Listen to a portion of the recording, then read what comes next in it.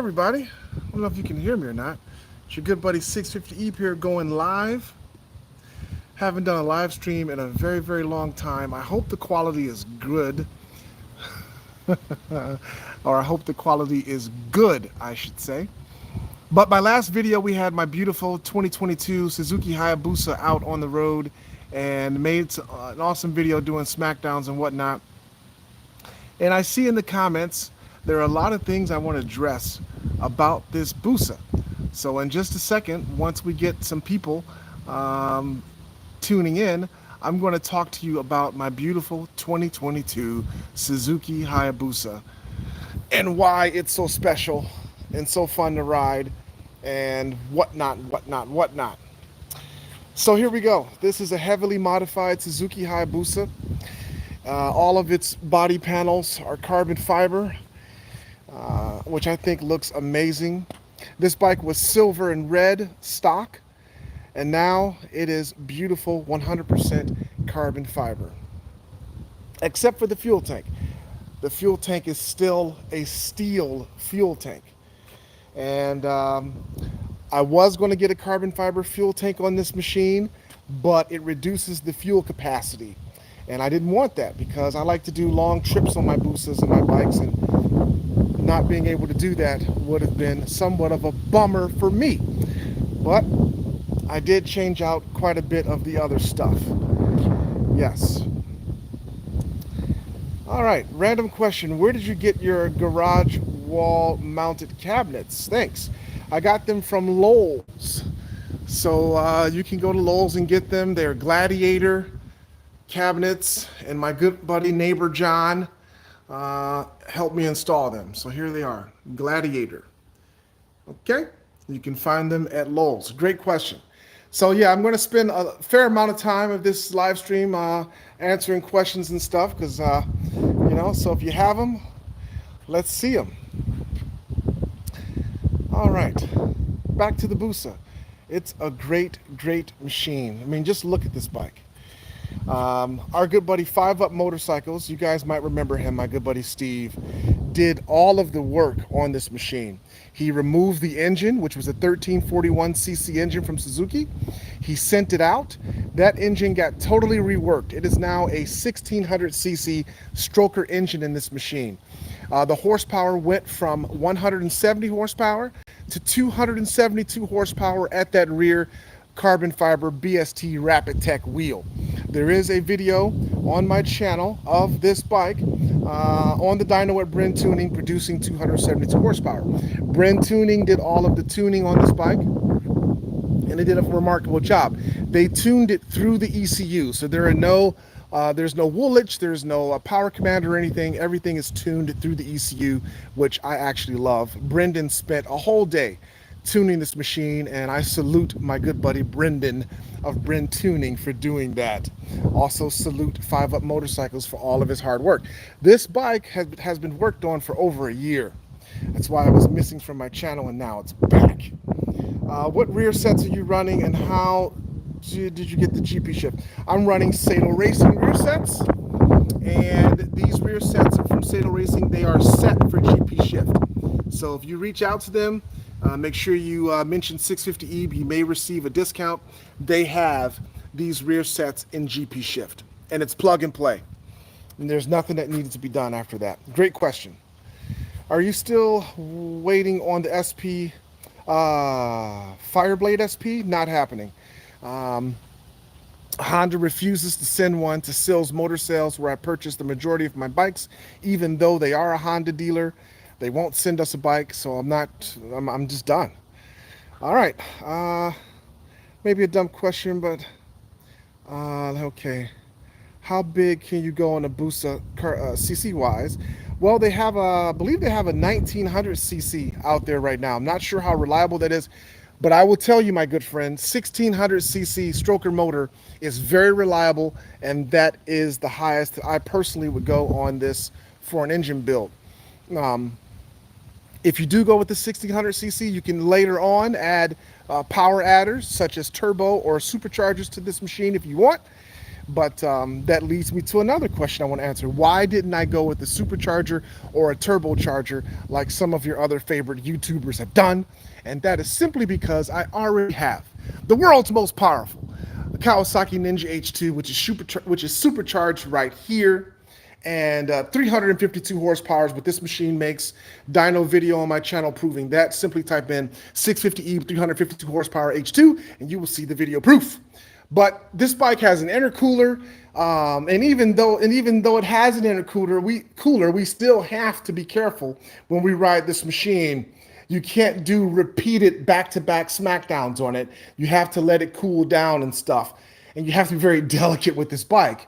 That was not what I wanted from my Busa. I didn't want a machine that I had to baby and be delicate. I also didn't want a machine that we would add extra weight by having to install an intercooler and complicated stuff. I wanted a naturally aspirated machine that could kick butt on these filthy streets, and that is exactly what this machine does on a daily basis.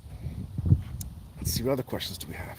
Kind of hard to read these questions with the sun glare, but doing my best. In a moment, I'm going to start this machine up, so you'll be able to hear its 1600cc stroker motor roar with its full titanium Brox Performance CT megaphone exhaust.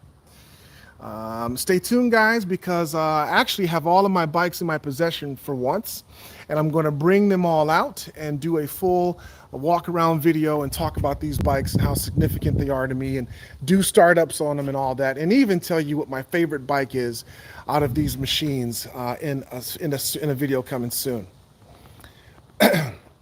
How much does the Busa weigh? We did weigh, I believe it weighs, I think 484 pounds is what it weighs. When is the turbo going on? Not doing a turbo. How's the riding position? Riding position is great, especially for me, being 6'3", 225 pounds. If I mount this machine, it is extremely comfortable. And it is really, really nice riding position. I can tuck a little bit. Yeah, it's very nice. Very nice. We have the Shift Light Pro shift light up here that's programmable. This always kind of bugs me because it kind of doesn't want to stay straight, but that's okay. We'll get that fixed soon. But very comfortable, very comfortable, very comfortable. We're going to give it a cold start.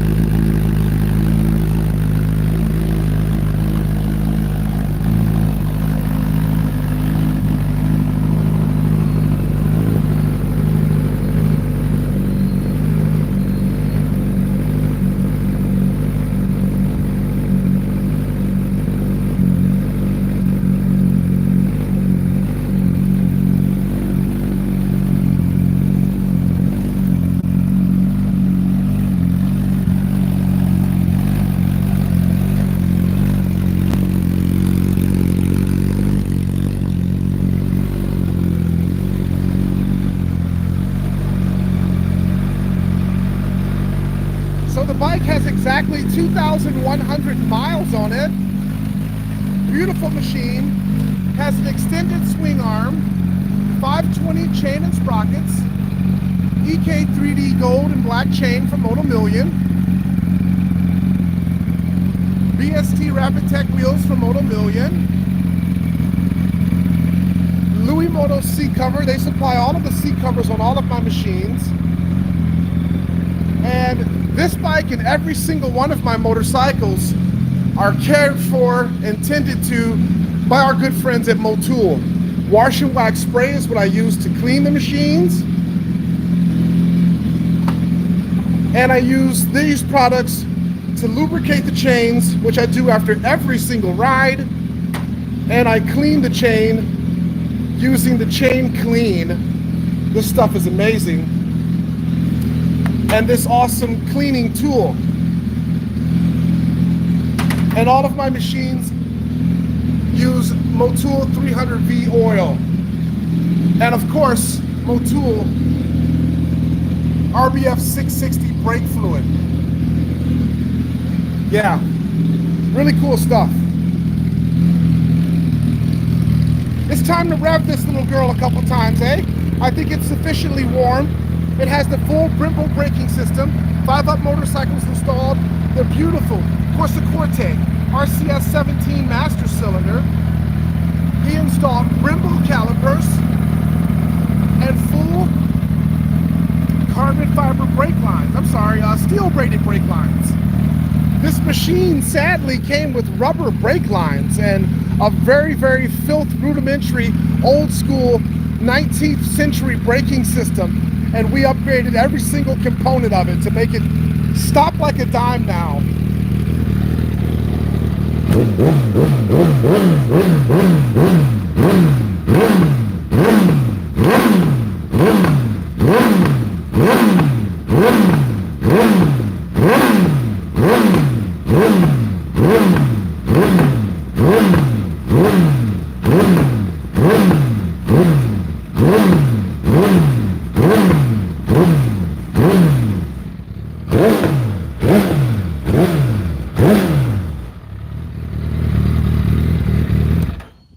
So I think it sounds really great.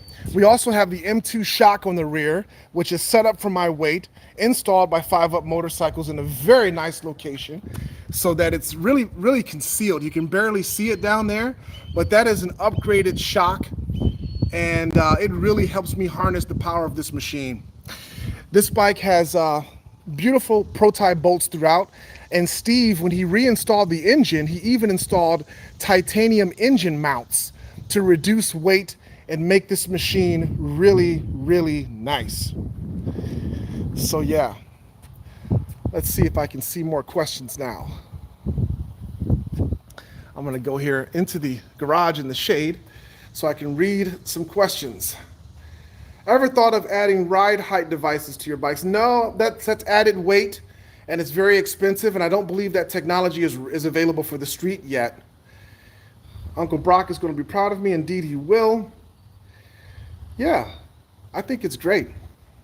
I think that Busa is amazing. I intend to ride it this weekend and put some smackdowns. Now, so another question that I got from people is, why did this bike only beat Dr. Gap by a bike or two in our smackdowns? Well, there's a couple reasons. I mean, this bike is heavier than Gap's S1000. I'm a lot heavier than him, taller and wider. So physics is the short answer. Physics is why. Now, if you put a person my same size, weight, height onto Dr. Gap's bike running E85 fuel, this Busa with me on it would absolutely annihilate that person. It would beat him by 17 football fields. But the fact that he's such a small guy is what prevented me from destroying him for more than two bikes. Also, the gearing on my Busa at that time was not the correct gearing. And Steve, 5-Up Motorcycles, corrected that. So I will be racing Dr. Gap again, and he'll be running E85, and you will see me destroy him by the length of the Cleveland Browns' first Energy Stadium when that happens. So stay tuned for that. It's going to be pretty nice. I'm going to step in the shade one more time, see if I can see some messages here. Will it be lightweight? Okay. Love from India. Thank you. I appreciate it. Which is your favorite, S1000, HP4, the new 2022 S1000? Out of all those bikes you mentioned, since you didn't mention the M1000, it'll be the HP4. Okay, how much horsepower will compensate 50 pounds extra weight? A lot, brother. 50 pounds, I don't know, maybe 80, 100 horsepower probably. But yeah. Yep. Let's see. What other kind of questions do we have here? You're going to see some fantastic content coming up real soon, guys. I'm going to give you content that I think that no one else can deliver, including my brand new Panigale V4R, the 2013 1199R, the HP4, and the M1000. All four of those bikes out together so I can give you my impression of them. You know, I've had these two machines for 10 years now, guys. 10 years. And I've been making YouTube videos for 12 years. So it's going to be cool to see my impression of these 10-year-old machines next to their brand new counterparts and how much these bikes have changed over that duration of time. Okay. Can I please do a cold start of my HP4? Well, I'd have to dig it out of here, out of the garage. I will do that in the next video, okay? Yes, do a smackdown between the V4 and M1000. Yes. It's not going to be with Slim Thug because he doesn't ride anymore, my friend, but I will do that with our good buddy King Killmonger, who is my size. He has a K67 S1000RR, so he knows how to ride. I'm going to put the King Killmonger on my M1000RR. Now keep in mind, this guy weighs exactly what I weigh. I'm going to be on this bike, and I'm going to give him like a couple bike hit even, and you're going to watch this machine go to work on the M1000RR. That's going to be an awesome video too. That is scheduled to be produced really, really soon. Okay. All right, guys. Well, I'm going to come back out here and take a look at this beautiful Hayabusa one more time. I want to thank you guys for watching the videos and all of your comments. Apologies if I didn't get to everyone's comment. There's been a lot of sun glare out here, and I hope that the quality of this video is good. Let's see. You ever thought about drag racing? No. The drag racing's cool. I've done it a couple times, but it's just not for me. Not for me, but I do enjoy watching it, definitely. All right, guys, thanks for viewing. We'll catch you next time on the 650 EB YouTube channel.